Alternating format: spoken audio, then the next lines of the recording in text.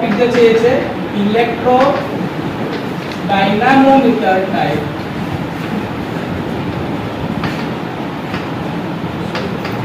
Instruments. આ electro dynamometer type instrument એટલે આનું વર્કિંગ જે છે પીએમએમસી જેવું છે, permanent magnet moving coil type instrument છે. આ એના જેવું છે.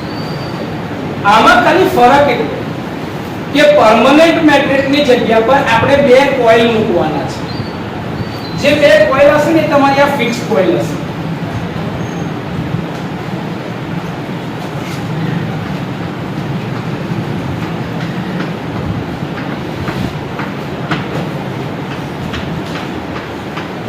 આ કોઇલ મૂકાવી છે, આવી એક અને એક આ બીજી.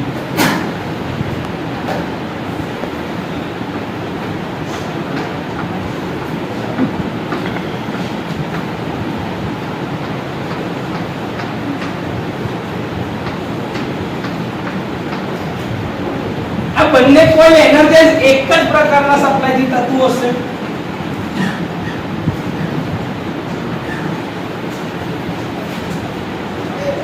આ કરંટ I1 સેમ કરંટ મારો I1 ધારો કે અંદર જતો હશે તો રિટર્નમાં બી કયો કરંટ હશે? I1 બસ.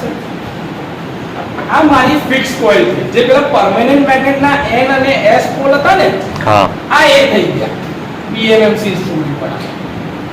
પણ સર એની અંદરમાં પરમનન્ટ મેગ્નેટ મૂવિંગ કોઇલ, એક મૂવિંગ કોઇલ બી તો હતી ને, એ મૂવિંગ કોઇલ બી તો દોરવી પડશે. તો બીજી એક કોઇલ મૂકું છું. કોઇલની પોઝિશન તમે ચાહો એવી મૂકી શકો છો.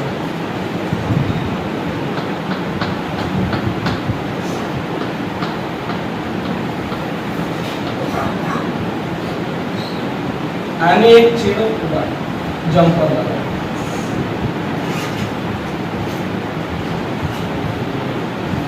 આનો કરંટ અને આનો કરંટ બે અલગ અલગ છે.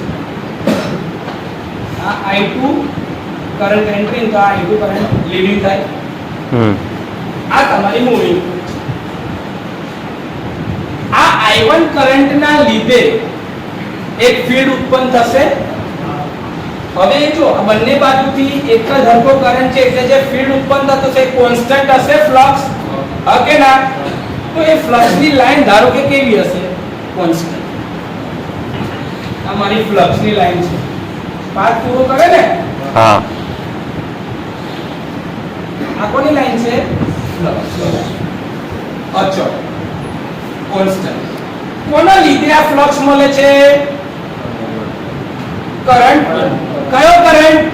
I1. I1 ના લીધે.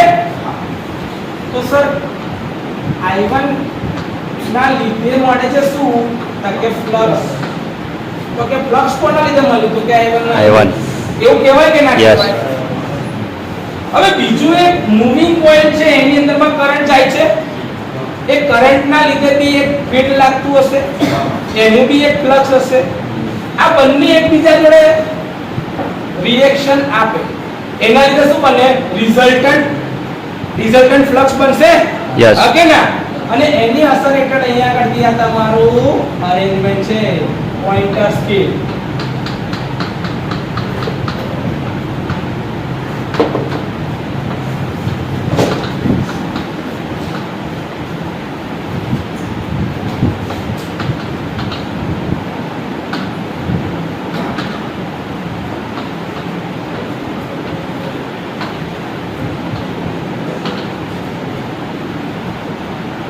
એના લીધે ટોર્ક લાગશે, જેના લીધે આ પોઇન્ટર ઉપર બળ લાગશે અને એ બળની અસર હેઠળ પોઇન્ટર ગતિ કરશે અને સ્કેલ ઉપર ફિક્સ થશે.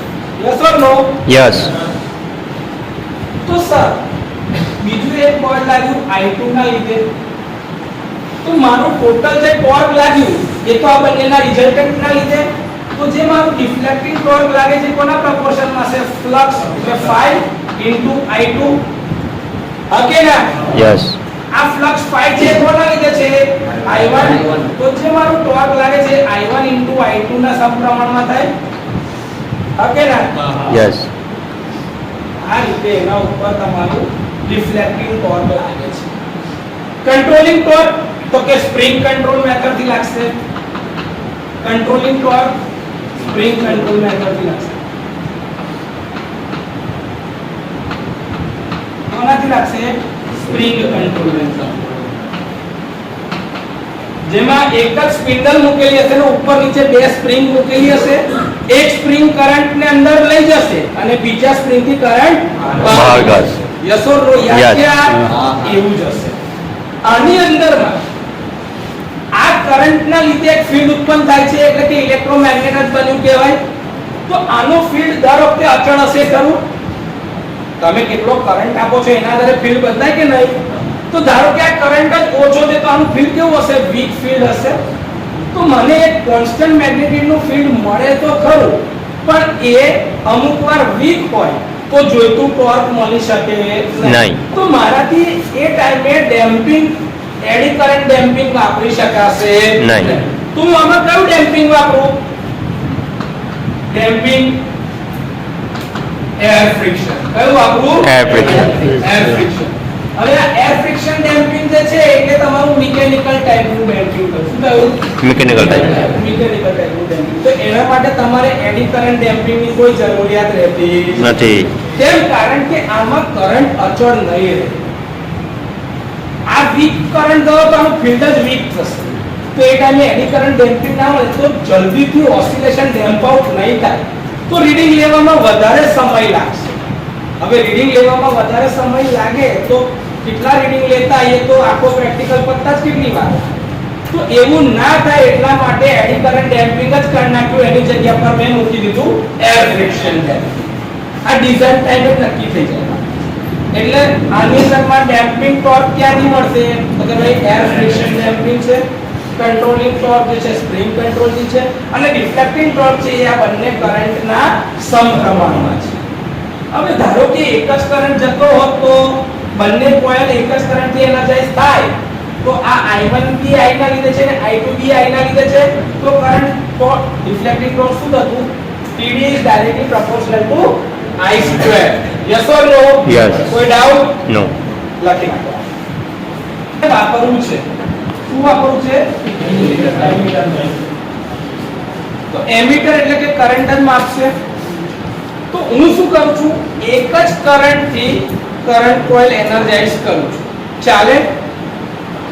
એક જ મેઇન સપ્લાય નો કરંટ તો આવશે મારી પાસે. એનાથી જ હું બંને પ્રકારની કોઇલ એટલે કે ફિક્સ કોઇલ અને મૂવિંગ કોઇલ જે દોરી હતી ને અમારી ફિક્સ કોઇલ છે,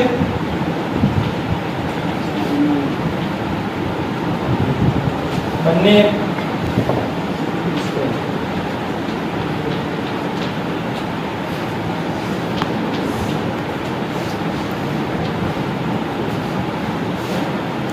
અહીં છે ને એક કરંટ લિમિટિંગ રેઝિસ્ટન્સ મૂકી દઉં છું એટલે કે કોઇલ ડેમેજ ના થાય. અને એ જ કરંટ થી અહીંયા મારી મૂવિંગ કોઇલ જે મૂકી દે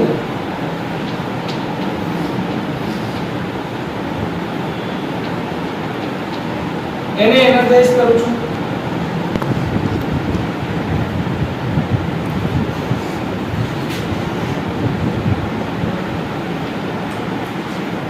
અને એમાં બી એક કરંટ લિમિટિંગ રેઝિસ્ટન્સ મૂકી દો R2. તો હવે અહીંયા જેટલો ટોટલ સપ્લાય કરંટ કેટલો આપ્યો તો I. અહીંયા કેટલો કરંટ કેટલો ગયો? I1. અહીંથી કેટલો કરંટ ગયો? I2. તો આનો અને આનો એક છેડો જે છે એ કોમન કરી લઉં અને અહીંથી આ તમારો કરંટ રિટર્ન થઈ ગયો. તો આ કરંટ કયો છે? I2 return, I1 return. Yes. તો ટોટલ કરંટ I એન્ટર થયેલો તો I જ બહાર નીકળે છે. કરંટ નહીં બદલાતો. જો એક જ કરંટ નું ઇનપુટ આપ્યું ફેઝ અને ન્યુટ્રલ, કરંટ એન્ટર થયો, બે ભાગ પડ્યા, બે ભાગમાંથી પાછા છૂટા થઈને અંદરથી પાછા ભેગા થઈને I બરાબર. Yes or no? યસ. તો સર આની અંદરમાં મારું જે ડિફ્લેક્ટિંગ ટોર્ક બનશે એ પાછું phi અને I2 ના સમપ્રમાણમાં. phi જે છે એ તમારું I1 ના કારણે છે તો I1 અને I2 ના સમપ્રમાણમાં. પણ I1 અને I2 કોના લીધે છે? I1 ને I2 કોના લીધે છે? I. તો મારાથી લખાય I into I. બંને I ના લીધે છે ને. તો મારે એવું કહેવાય કે I સ્ક્વેર ના પ્રપોર્શનમાં તારું રિફ્લેક્ટિંગ ટોર્ક. આ એમીટર છે કે જેમાં ડિફ્લેક્ટિંગ ટોર્ક તમને I સ્ક્વેરના પ્રોપોર્શનમાં મળે છે. આનો ફાયદો શું? જો કરંટના મેગ્નીટ્યુડ પર જ આધારિત છે એટલે AC અને DC બંને ઉપર ચાલે. કંટ્રોલિંગ ટોર્ક તો કે સ્પ્રિંગ કંટ્રોલ વાપરેલો છે સાહેબ, સ્પ્રિંગ કંટ્રોલ મેથડ યુઝ કરેલી છે. અને ડેમ્પિંગ તો કે એર ફ્રિક્શન ડેમ્પિંગ વાપરેલું છે. આનો સ્કેલ કરંટના સ્ક્વેરમાં છે એટલે નોન યુનિફોર્મ. શું છે? Non uniform. હવે AC ને DC બંને પર ચાલે છે પણ આમાં સર કરંટ એન્ટર બરાબર કરંટ લીવિંગ જ છે તો પોલારિટી નું ધ્યાન રાખવાની કોઈ જરૂર છે નહીં. તો અહીંયા આગળ polarity is not compulsory. અથવા તો કમ્પલસરી એનું ધ્યાન રાખવું કઈ જરૂરી છે? પોલારિટી અહીંયા પોઝિટિવ આપો ને અહીંયા નેગેટિવ આલો કાં તો અહીંયા પોઝિટિવ આપો ને અહીંયા નેગેટિવ આપો એનાથી કોઈ ફરક પડશે નહીં. એટલે પોલારિટી નું ધ્યાન રાખવાની કોઈ જરૂર છે નહીં. કેમ કે ખાલી કરંટના સ્ક્વેર ઉપર અને જો અહીંયા તમે પોઝિટિવ આપ્યું તો આ કરંટ નીચેથી આ ઉપર આવતો કોઈ ફેર પડે? હવે એ જગ્યાએ તમે અહીંથી આપો છો તો એ ઉપરથી નીચે આવે છે એટલે આમાં પોલારિટી નું ધ્યાન રાખવાની કોઈ જરૂરિયાત રહેતી નથી. આની ઉપર કરંટના વધવાના કારણે ટેમ્પરેચરની અસર થઈ શકે પણ એ ઘટાડી શકાય. ફીલ્ડ ધારો કે વીક હોય તો એ ટાઈમે મેઇન કરંટ ઉપર જ આધારિત છે એવું ના બને એટલા માટે જ આની અંદર આપણે એડી કરંટ ડેમ્પિંગ વાપરતા નથી. આની જગ્યા પર આપણે કયું ડેમ્પિંગ વાપરીએ છીએ?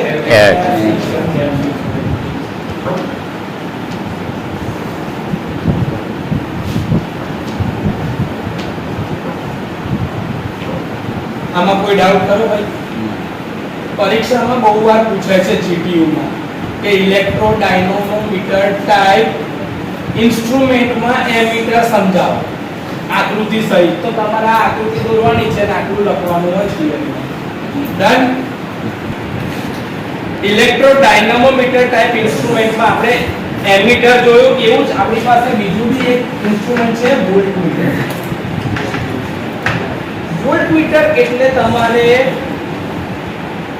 બેવ કોઇલ જે હશે એટલે જે તમારી ફિક્સ કોઇલ હશે એ તો બંને એકબીજા સાથે હશે સિરીઝ, પણ જે તમારી મૂવિંગ કોઇલ હશે ને એને બી સેમ સપ્લાય આપવું પડશે અને લગાડવું પડશે પેરેલલમાં.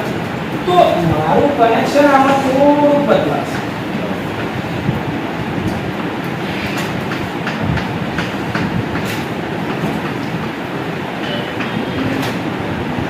અહીંથી મારો એક સપ્લાય આવે છે કરંટનો એટલે એને ફેઝ તો આપવો પડશે કાં તો પોઝિટિવ તો આપવો પડશે. અહીંથી એક એનો છેડો બહાર નીકળે અને એ છેડો જશે મારો મૂવિંગ કોઇલની સાથે.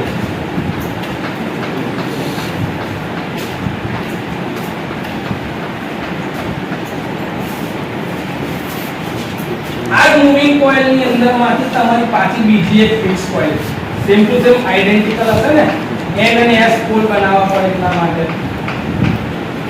આ તમારી બીજે અહીંથી કરંટ લિમિટિંગ રેઝિસ્ટન્સ એક લગાડેલો રાખો. આ તમારો ન્યુટ્રલ ટર્મિનલ. તમારે લોડની અક્રોસમાં પાવર આપવો હોય તો અહીંથી તમે લોડનો રેઝિસ્ટન્સ બી લગાડી શકો છો બાજુમાં. કરવું હોય તો થાય ભાઈ. અહીંથી બીજો એક લોડ ટર્મિનલનો રેઝિસ્ટન્સ લગાડી આગળ લાવો. કેમ કે આ શું છે મારા સપ્લાયના વોલ્ટેજ, આ શું છે મારા સપ્લાયના વોલ્ટેજ.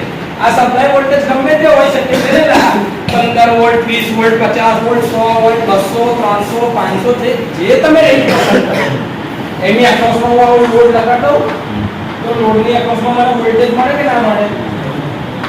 આ વોલ્ટમીટરની સર્કિટમાં આટલું ધ્યાન રાખવાનું કે આ બધી કોઇલ એકબીજા સાથે સિરીઝમાં આ હાઈ રેઝિસ્ટન્સ આવે છે. હાઈ વેલ્યુ કેમ? પોટેન્શિયલ માપવાનું છે. વોલ્ટમીટરની કોઇલનો ઇન્ટરનલ રેઝિસ્ટન્સ વધારે હોય કે આ એક છે, આ એક છે ઇન્ટરનલ રેઝિસ્ટન્સની જે આપણે વાત કરી આ એક છે. આમાં બી આ જ પ્રિન્સિપલ કે આ અને આ બંને કોઇલના લીધે જે ફ્લક્સ મળતું હતું એ સેમ કરંટ હવે તો આમાં જાય છે એટલે આના અંદરથી બી એક જે કરંટ જતો હશે તો આના ક્વોન્ટમ સ્કેલ અરેન્જમેન્ટ જે તમારી આ છે એના ઉપર જે બળ લાગે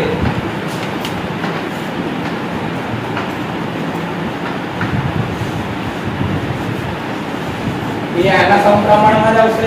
ફીલ્ડ તો એક જ કોન્સ્ટન્ટ જ છે. Magnetic field flux phi. આ ફાઈ કોના આધારે છે? તો કે સપ્લાય વોલ્ટેજ ના સમપ્રમાણમાં છે. અને એ વોલ્ટેજ કોના આધારે છે? સપ્લાય ના આધારે. એ જ રીતે પેલાનો જે કરંટ છે I2 એ કોના આધારે છે? તો કે એ બી સપ્લાય ના આધારે છે, કેમ કે કોઇલમાંથી જ કરંટ જવાનો છે. ઓકે, તો એ બી વોલ્ટેજ ના આધારે છે. કે કરંટ એનું તો જાય ના ને. કરંટ કોના લીધે ગયો? સપ્લાય ના લીધે ગયો છે. ઓકે, તો મારું જે ડિફ્લેક્ટિંગ ટોર્ક હશે હવે એ કોના પ્રોપોર્શનમાં છે? phi I2, એટલે કે વોલ્ટેજ વોલ્ટેજ, એટલે કે વોલ્ટેજ ના સ્ક્વેર ના સમપ્રમાણમાં થયું. આની અંદર બી સ્કેલ તમારો નોન યુનિફોર્મ. એસી ડીસી બંને ઉપર ચાલશે કે ખાલી વોલ્ટેજના મેગ્નીટ્યુડની જરૂર છે? તો એસી ડીસી બંને પર ચાલશે. હવે અહીંયા આગળ પોઝિટિવ આલો કે અહીંયા પોઝિટિવ આલો, કોઈ ફેર પડશે? આ ઊંધું જશે, ઊંધું જશે. તો પોલારિટીની કોઈ એવી જરૂરિયાત છે નહીં. પોલારિટી ઇઝ નોટ મેન્ડેટરી અથવા તો નોટ કમ્પલ્સરી. તમે જે કહેતા હોય ગમે તેવી ચાલી શકે. ચલો, ડિફ્લેક્ટિંગ ટોર્ક શોધે ગયું. કંટ્રોલિંગ ટોર્ક કોણ આપશે? કંટ્રોલિંગ ટોર્ક સ્પ્રિંગ ના લીધે, તો સ્પ્રિંગ કંટ્રોલ આપ્યું. અને ડેમ્પિંગ ટોર્ક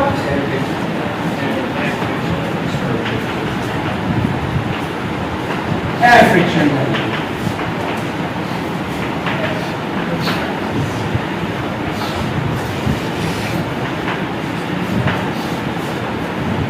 ડન છે?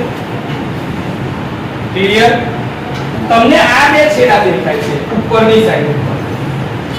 વોલ્ટેજ જ્યારે માપીએ ને આપણે, તો આપણને આ બે છેડા દેખાય છે. આ અંદરનું કન્સ્ટ્રક્શન છે આવું. ક્લિયર? લખ્યા. હવે જે જોવાનું છે ને જે ઇલેક્ટ્રોડાયનેમોમીટર ટાઈપ વોટમીટર. તમને જે કરંટ કોઇલ ને જે પ્રેશર કોઇલ જે દેખાય છે ને વોટમીટરના, એના ચાર ટર્મિનલ હતા M, L, C અને V. કેવી રીતે થાય છે ને એ બતાવી દો અંદરથી કનેક્શન આપે. તો આ મારું ઇલેક્ટ્રોડાયનેમોમીટર ટાઈપ વોટમીટર મારે બનાવવાનું છે. શું બનાવવાનું છે? વોટમીટર.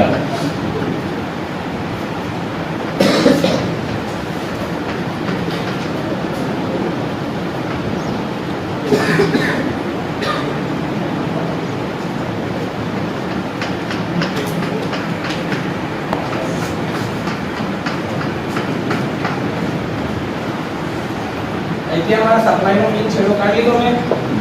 આ છેડો આને આપી દીધો. અહીંથી એક આ લોડ રેઝિસ્ટન્સની સાથે લઈને મેં આ ટર્મિનલ બહાર કાઢી લીધા.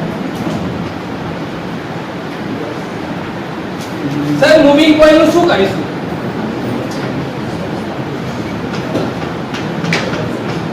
મૂવિંગ કોઇલને બી ક્યાંકથી તો સપ્લાય આવવો પડશે ને ભાઈ. ટર્મિનલ તો એક જ છે. ભાગ પાડો સાહેબ.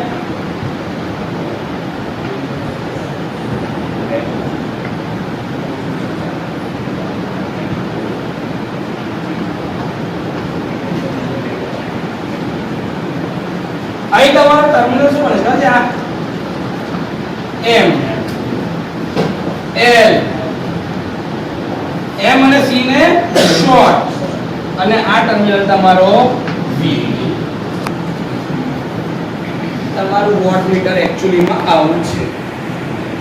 M, L, C, V. આ ચાર ટર્મિનલ આ રીતે હોય. M અને C ને શોર્ટ કરો છો કે આ રીતે કરો છો. અહીંયા તમારો કરંટ લિમિટિંગ નાનકડો રેઝિસ્ટન્સ લગાડ્યો. અથવા તો ના લગાડી તમે ડાયરેક્ટ કરંટ કોઇલને કરંટ આપવો હોય તો મને કોઈ જ વાંધો છે. એમાંથી પાટો કાઢવાનો. આના લીધે જે ટોર્ક ઉત્પન્ન થાય એ તમારો પોઇન્ટર સ્કેલ અરેન્જમેન્ટ ઉપર દેખાય.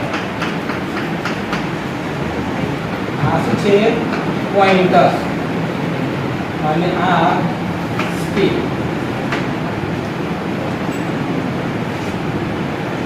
આની અંદર એક અદ્ભુત વસ્તુ યાદ રાખવાની. કે જે ડિફ્લેક્ટિંગ ટોર્ક મળે છે TD એ કોના આધારે છે? તો એક તો કે ફ્લક્સ ના આધારે અને બીજું જે છે I2 એટલે કે કરંટ ના આધારે. એ કે આમાંથી શું જશે? કરંટ, કોઈલમાંથી કરંટ અને આમાંથી વોલ્ટેજ. તો ફ્લક્સ ના લીધે શું છે? વોલ્ટેજ સપ્લાય નો અને I2 કોના લીધે? તો કે કરંટ. તો મારું જે ડિફ્લેક્ટિંગ ટોર્ક બને છે એ કોના પ્રપોર્શનમાં થયું? વોલ્ટેજ ઇન્ટુ કરંટ એટલે કે વોટના પ્રપોર્શનમાં થયું. આની અંદર એટલું યાદ રાખવાનું કે આ બી AC DC બંને ઉપર ચાલશે. AC DC બંને ઉપર ચાલશે. પણ આમાં પોલારિટી નું ધ્યાન રાખવું પડશે. આમાં પોલારિટી ઇઝ મેન્ડેટરી.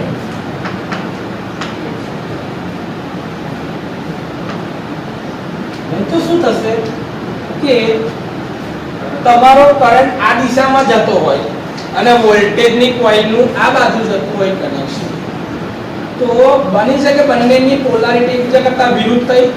તો જ્યારે આ પોઝિટિવ હોય ત્યારે આ નેગેટિવ હોય તો એ ચાલશે નહીં. તો ટોર્ક તમારું યુનિડાયરેક્શનલ મળશે જ નહીં.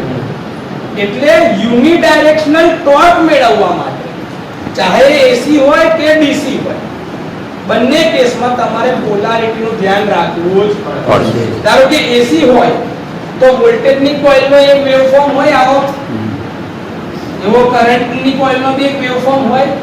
આ બંને આની પોઝિટિવ સાયકલ હોય તો આની પોઝિટિવ હોય તો જ ટોર્ક તમારું એક દિશામાં જાય. નેગેટિવ હોય અને આ બી નેગેટિવ તો નેગેટિવ ઇન્ટુ નેગેટિવ પોઝિટિવ તો પાછું ટોર્ક પોઝિટિવ તો એ દિશામાં ટોર્ક રહ્યું. પણ તમે ધારો કે ધ્યાન ના રાખો તો એ કેસમાં ધારો કે ભલે ને એસી હોય આવી સાયકલ ગઈ તો ટોર્ક ઊંધું મળશે. હવે ઊંધું મળતો પોઇન્ટર ઊંધી તરફ જવાની કોશિશ કરે પણ 0 થી m બાજુ તો જાય જ ના ને, તો રીડિંગ લેવાશે. એટલા માટે પોલારિટીનું ધ્યાન રાખવું જરૂરી છે.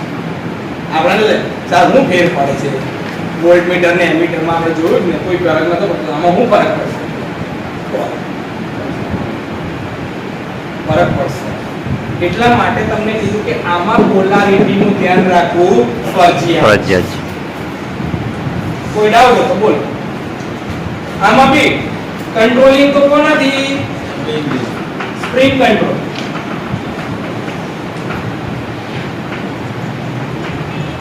અને deflecting torque air friction. Damping torque. Damping torque કોનાથી મળે છે? Air friction damp.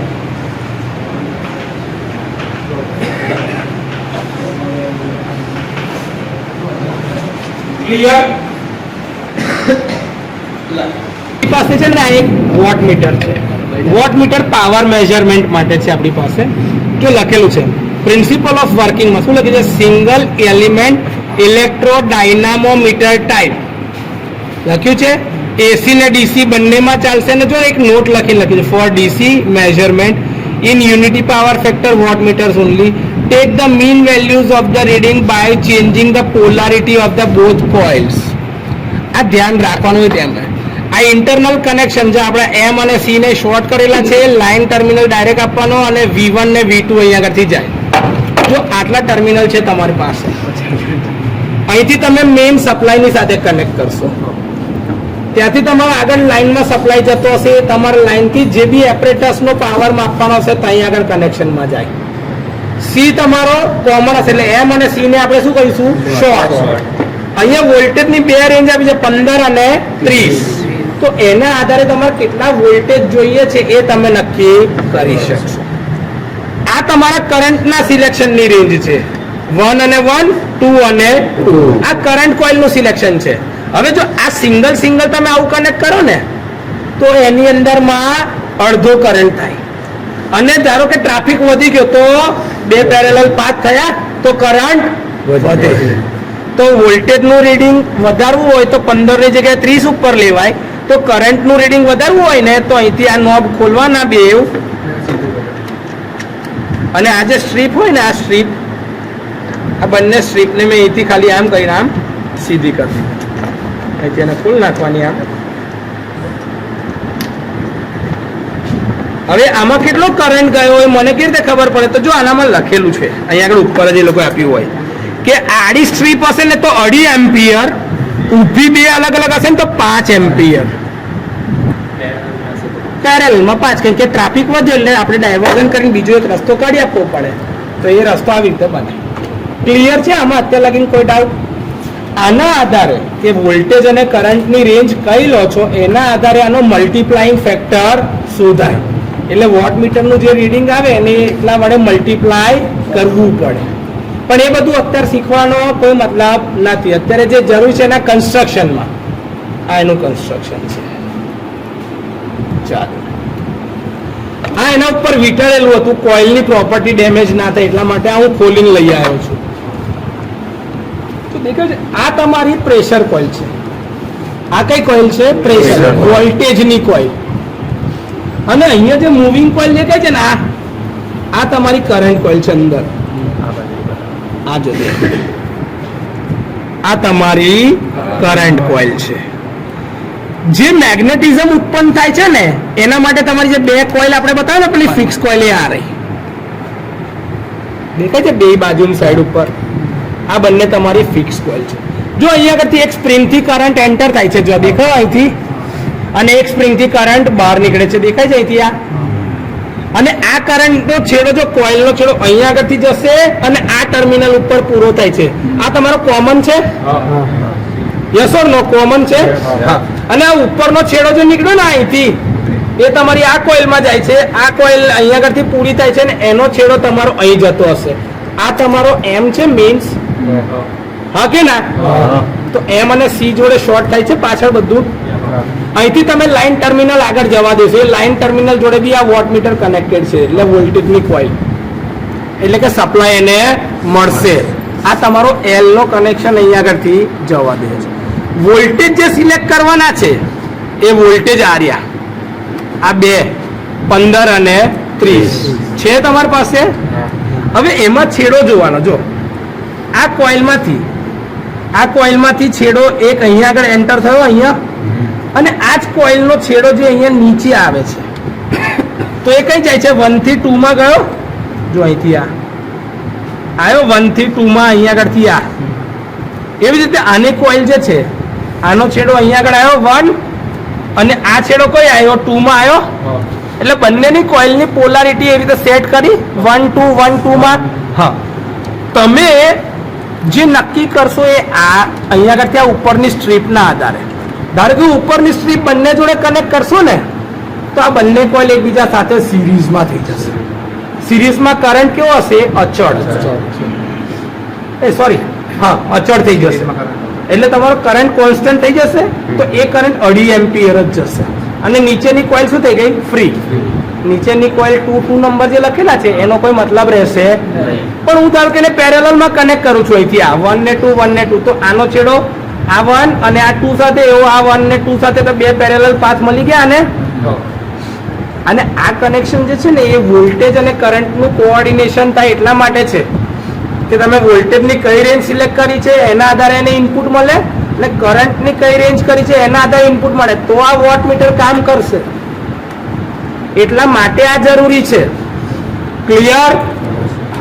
જે તમને મેં બતાવ્યું હતું કન્સ્ટ્રક્શનમાં છે આ બે અલગ અલગ સ્પ્રિંગ, એની વચ્ચે આ તમારી એક મૂવિંગ કોઇલ જે દેખાય છે, આ મૂવિંગ કોઇલ. જો આ તમારી આ સ્પ્રિંગ કંટ્રોલ આપેલું છે, અને આ તમારું એર ફ્રિક્શન ડેમ્પિંગ નો આ જો તમારું બેલેન્સ વેટ છે દેખાય, એની પાછળ પોઇન્ટરની પાછળ બેલેન્સ વેટ જેવું છોડી દે ને પાછું આવી જશે. આ છે ને એકદમ ના થાય. જો એર ફ્રિક્શન એટલે હવા જ છે બાજુમાં, એનો અવરોધ આવ્યા કરશે તો ધીરે ધીરે ધીરે ધીરે ઝીરો થતા થતા ઓસિલેશન ડેમ્પ આઉટ થઈ જાય અને સ્ટેબલ થઈ જશે, સ્થિર 0 પર. આને એર ફ્રિક્શન ડેમ્પિંગ કહેવાય. આ એર ફ્રિક્શન ડેમ્પિંગ થઈ ગયું. આ કંટ્રોલિંગ ટોર્ક, અને એના લીધે એનાથી આ જો પોઇન્ટરની જે મૂવમેન્ટ થતી હોય ને, આ જો આ પોઇન્ટરની મૂવમેન્ટ બતાવું છું થાય છે, પોઇન્ટરની મૂવમેન્ટ, આ તમારું ડિફ્લેક્શન છે. આ શું છે? તમારું ડિફ્લેક્શન, જેને તમે ડિફ્લેક્ટિંગ ટોર્ક કહી રહ્યા છો. તો ડિફ્લેક્ટિંગ ટોર્ક બી મળ્યું, ડેમ્પિંગ ટોર્ક બી મળ્યું, ને કંટ્રોલિંગ ટોર્ક બી મળ્યું. ક્લિયર? આમાં છે ને જો આ 15 વાળી રેન્જ કેવી રીતે સિલેક્ટ થાય કે આ ઉપર વાળું જે છે ને, જો અહીંયા નીચેમાં આવ્યું કનેક્શન, નીચેમાંથી જ હું ડાયરેક્ટ અહીંયા આગળ આપી દઉં છું તો મારી એક જ બ્રાન્ચ સિલેક્ટ થઈ, એક જ કોઇલ, તો 15 વોલ્ટ. મેં એની જોડે સિરીઝમાં બીજી એક લગાડી, જો અહીંથી આનું કનેક્શન અહીં ઉપર આપી દઉં, સિરીઝમાં લગાડી 2 કોઇલ, એક લેમ્પ, એની બાજુમાં બીજો એક લેમ્પ, તો વોલ્ટેજ વધશે. આ વોલ્ટેજ વધારવા માટે એટલે 30 વોલ્ટ થાય. જો આ એકદમ ફાઇન હશે, જો અહીં અડકી જુઓ, એકદમ ફાઇન કોઇલ હશે, નાના પાતળા તાર હોય. કેમ? કેમ કે પ્રેશર કોઇલ છે. જાડા તાર હશે ને એ તમારી કરંટ કોઇલ હશે. અહીંયા તમે મૂવિંગ કોઇલના જો છેડા જોતા હોય ને તે તમને દેખાતા પેલા કરતા જાડા હોય. કરંટ કોઇલના ટર્ન્સ જાડા હોય, પ્રેશર કોઇલના ટર્ન્સ પાતળા હોય. તો આ રીતે તમારું કન્સ્ટ્રક્શન બને છે. આમાં વોલ્ટેજ અને કરંટના ઇન્ટરેક્શનના કારણે પાવર મળે છે તમને. બોલો, કોઈ ડાઉટ આમાં? વસ્તુ જોયા પછીથી વધારે ખબર પડશે. અને આ તમારું જે કંટ્રોલિંગ ટોર્ક છે ને ડિફ્લેક્ટિંગ ટોર્ક ને ડેમ્પિંગ ટોર્ક છે એના વિશેની ઇન્ફોર્મેશન આપે. હવે આમાં સર મારો મલ્ટીપ્લાયર કેવી રીતે નક્કી થાય? તો મલ્ટીપ્લાયર નક્કી કરવા માટે તમે વોલ્ટેજની રેન્જ કઈ લેવી છે? ચાલો, વોલ્ટેજ કેટલા લેવા છે? 15 વોલ્ટ. અને કરંટ કેટલો લેવો છે? I 2.5 ampere, 2.5 ampere. ઓકે, આ તમારું સિલેક્શન છે. આ શું છે? સિલેક્શન. અને ફૂલ સ્કેલ ડિફ્લેક્શન કેટલું છે? 37.5.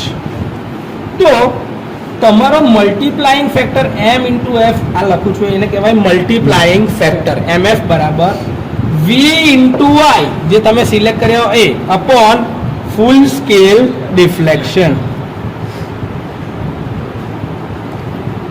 વોલ્ટેજ કેટલા છે? 15. કરંટ 2.5. ફૂલ સ્કેલ ડિફ્લેક્શન 37.5. 37.5 ના છેદમાં 37.5 એટલે જવાબ આવશે 1. મલ્ટીપ્લાઇંગ ફેક્ટર 1 એટલે કે વોટ મીટરનું જે રીડિંગ આવે એ બેઠું જ લખવાનું છે. હવે એ જગ્યા પર સર મેં વોલ્ટેજ 30 સિલેક્ટ કરું છું અને કરંટ જે છે ને એ મેં 2.5 જ રાખું છું, બરોબર છે? તો એ ટાઈમે મારો મલ્ટીપ્લાઇંગ ફેક્ટર શું થયો? V * I upon full scale deflection. એટલે કે 30 * 2.5 divided by 37.5 એટલે કે 75 divided by 37.5 એટલે ડબલ. તો વોટ મીટરનું જે બી રીડિંગ આવે ને એને ડબલ કરી દેવાનું છે. એને શું કરી દેવાનું છે? ડબલ. એ જગ્યા પર સર વોલ્ટેજ 15 રાખો અને કરંટ 5 રાખો તો 15 × 5 = 75 થશે. તો એમાં બી મલ્ટીપ્લાઇંગ ફેક્ટર શું આવશે? ડબલ. હવે એ જગ્યા પર મેં વોલ્ટેજ રાખ્યા 30, કરંટ રાખ્યો 5, આ વોલ્ટ અને આ એમ્પિયરમાં, વોલ્ટ અને આ એમ્પિયરમાં. તો મારું મલ્ટીપ્લાઇંગ ફેક્ટર શું આવશે?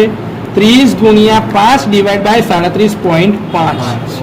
તો 150 ડિવાઇડ બાય 37.5 એટલે મારો મલ્ટીપ્લાઇંગ ફેક્ટર શું આવશે? 4. તો એ ટાઈમે વોટ મીટરનું જે રીડિંગ આવે એને 4 વડે ગુણીને જવાબ લખાય તો તમારો પાવરનું રીડિંગ આવે, બાકી ખોટું રીડિંગ દેખાશે. તો આમાં કોઈ ડાઉટ હોય તો બોલો. તો આ સાથે ઇલેક્ટ્રો ડાયનામોમીટર ટાઈપ ઇન્સ્ટ્રુમેન્ટ પતી ગયા.